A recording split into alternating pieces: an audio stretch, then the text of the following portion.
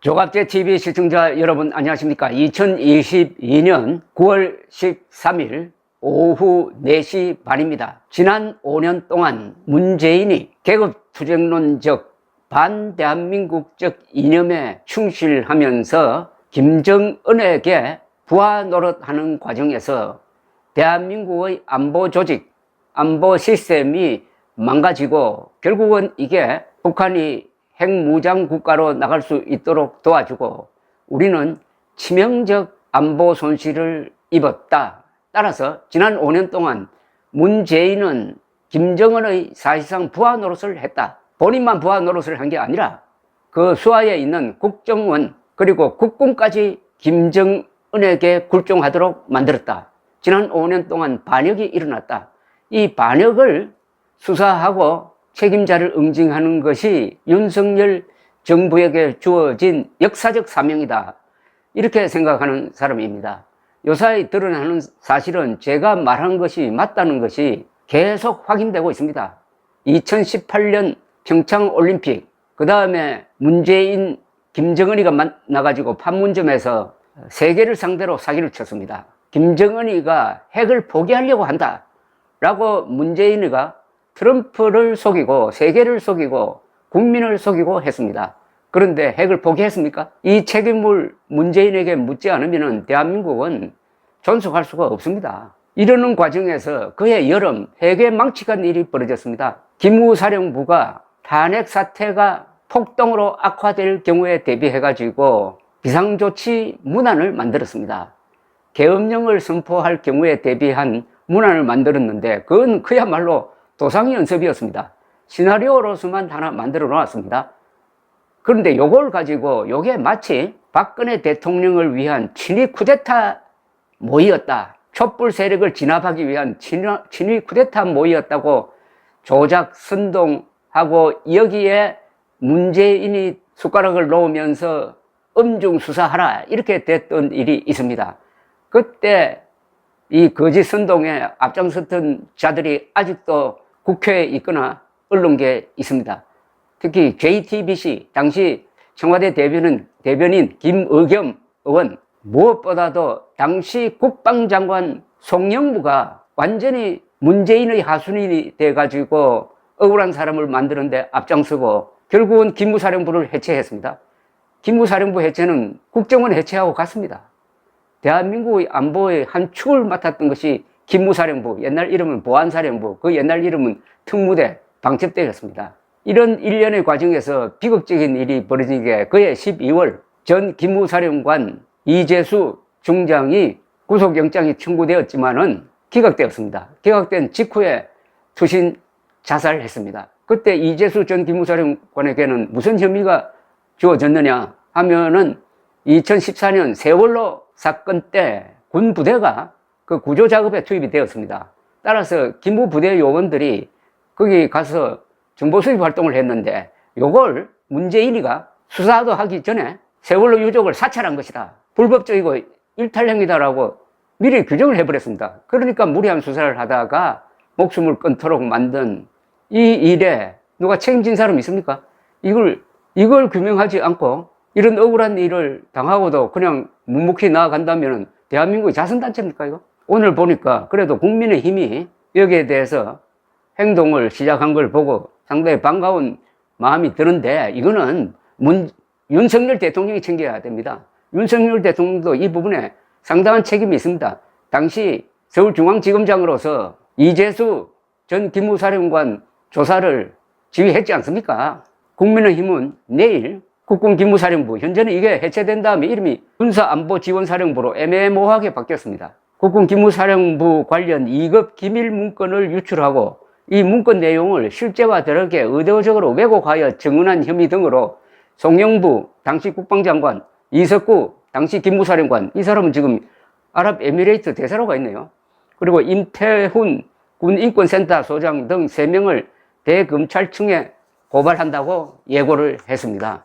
국민의힘 국가안보문란 실태조사 태스크포스 관계자는 조선일보 통화해가지고 14일 대검에 송영무, 이석구, 임태훈 등 3명을 직권남용죄, 군사기밀보호법 위반 혐의 등으로 고발할 것이라고 밝혔습니다. 이 여권과 군 당국에 따르면 국민의힘 TF는 고발장에서 이렇게 적시할 것이라고 합니다.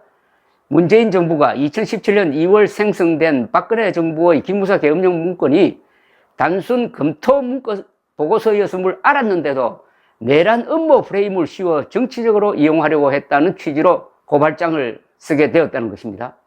당시 송영무 국방장관이 이석구 기무사령관의 보고와 최재형 감사원장의 법률 자문 등을 통해서 기무사 계엄령 문건에 불법성이 없다는 것을 인지했는데도 이를 정치적으로 악용했다는 주장입니다. 이렇게 되면은 송영무도 이게 죄가 안 되는 걸 알았는데도 수사를 하도록 된 거는 그 위에 송영무 위에 누굽니까? 문재인 아닙니까? 문재인이 시켰다는 것 아닙니까? 국민의힘도 너무 약하게 나옵니다. 여기 문재인을 고발해야죠. 문재인 이름을 왜 뺐습니까?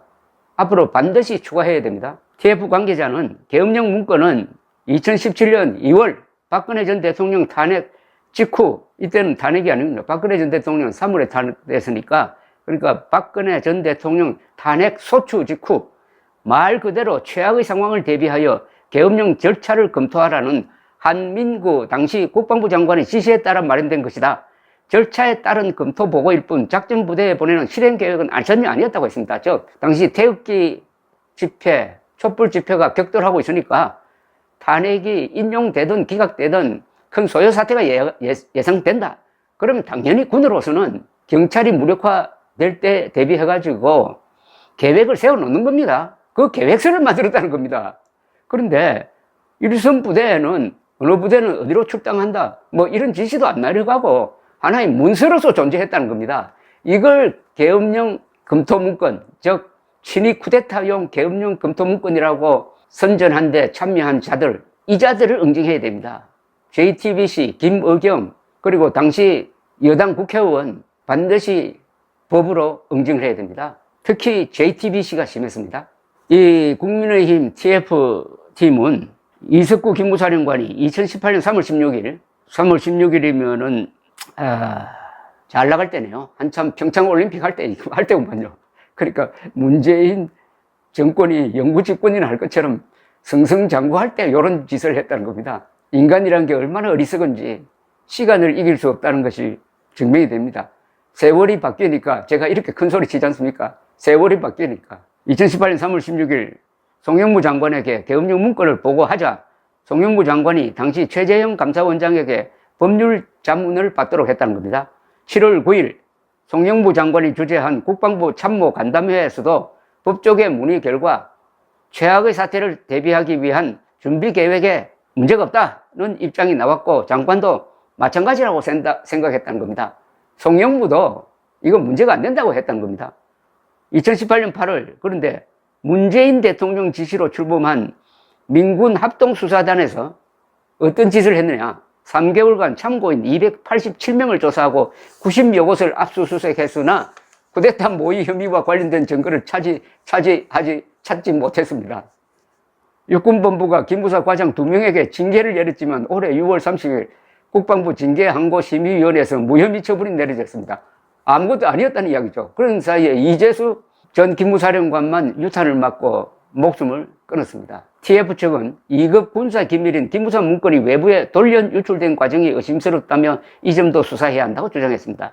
이 기무사 문건이 어떤 경로로 정치권이나 이 기밀 문건입니다. 또 민간한테 흘러갔는지를 이번에 조사를 해야 됩니다. 그러면 요 조작에 협조한 자들이 나오겠죠. 세월호 민간 사찰 관련 및 공판 절차상의 문제점도 제기했습니다. TF 측은 대검찰청에서 세월호 특별수사단을 편성하여 수사한 결과 유가적 불법 사찰은 없는 것으로 나왔다면서, 그런데 군사법원은 최초 공소장과 다른 3번의 변경된 공소장으로 재판을 진행했다. 이는 불법 행위라고 주장했습니다. 이제는 군사법원에까지 혐의가 이어지고 있습니다. 생생하게 기억합니다. 이 사안에 대해서 2018년 7월 당시 해외 순방 중이던 문재인이 뭐가 급했는지 해외에서 특별 지시를 내립니다. 국방부 장관의 지휘를 받지 않는 특별수사팀을 만들어가지고 이걸 수사하라 이럽니다. 국방부 장관을 젖혀버립니다. 그 고분고분한 국방장관도 젖혀버리고, 그러다가 이런 사단이 난 거고, 7월 27일 정군지휘관 회의를 하면서 뭐라고 하느냐. 세월호 유족에 대한 사찰은 시대착오적이고 일탈행위다. 엄단하라는 이야기 아닙니까? 그래서 그 말 때문에 이재수 전 기무사령관이 극단적 선택을 한 것 아닙니까? 그런데 왜 문재인을 잡지 않느냐 이겁니다. 국민의힘 관계자는 계엄령 문건 및 세월호 사찰 논란은 일부 사실을 부풀리고 왜곡하여 결국 보안 방첩 최일선의 안보 조직인 기무사를 부당한 방식으로 해체시킨 것으로 보인다. 이를 바로잡을 필요가 있어 법적 조치에 나서게 됐다고 했습니다. 그 결과로서 건국 이후 대한민국을 북한 노동당 정권과 북한군으로부터 지키기 위해서 애썼던, 음지에서 일했던 기무사를 해체시켜 버렸다는 겁니다. 이게 최종 목표였겠죠. 왜 그러겠을까요? 문재인이가 김정은에게 충성하기 위해서 이렇게 한 것 아닙니까? 문재인이 김정은에게 잘 보이려고 이렇게 한 것 아닙니까? 아니, 그해 9월 평양에서 연설을 하면서 문재인은 아들뻘 되는 김정은에게 이런 이야기를 했잖아요. 남쪽 대통령 문재인이 국방위원장 김정은의 소개로 우는, 김정은은 국방위원장이고 자기는 남쪽 대통령이니까 한반도에는 나라 국자를 붙일 수 있는 국가는 조선민주주의 인민공화국이고 거기 지도자 김정은의 부하로서 남쪽을 다스리는 문재인이 여러분들에게 인사합니다. 이거 아닙니까? 그 7분짜리 연설 내용은 거의 대부분이 김정은을 민족의 지도자로 축켜 세우는 내용이었습니다.